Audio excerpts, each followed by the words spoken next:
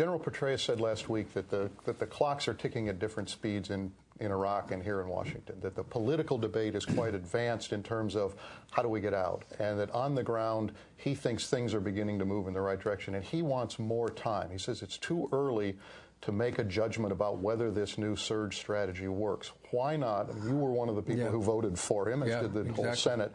Why not trust in General Petraeus at this point, give him more time, see whether this works? He's wrong now. And if you notice, virtually no one agrees with him. Virtually no one agrees with him. For every one person in the military you can show me agrees with him, I can name you 5 who disagree, who are equally as competent as General Petraeus. So your view is, in essence, this strategy is doomed to failure, even if it helps to stabilize? Even if it helps to stabilize. Even if it helps to stabilize. And by the way, it will not stabilize it. Major milestone this week here in Iraq with the American troops pulling out of the cities. And I wonder if you can put the broader American mission in context.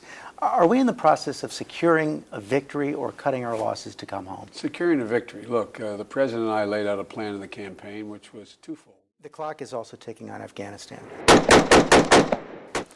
Key members of Congress made it pretty clear during the war supplemental debate that they're going to give until early next year to see progress in Afghanistan, or they're going to cut off the funding, move to cut off the funding.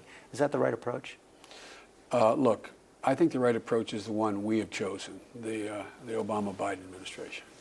We did a thorough review of what our objectives and policies were and should be in Afghanistan. We set in motion a policy which is now only beginning to unfold. All the troops we agreed to increase are not even all in place at this point.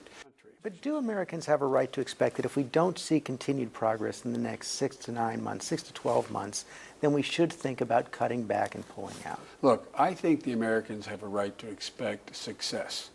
And I think the success is measured by how we define it.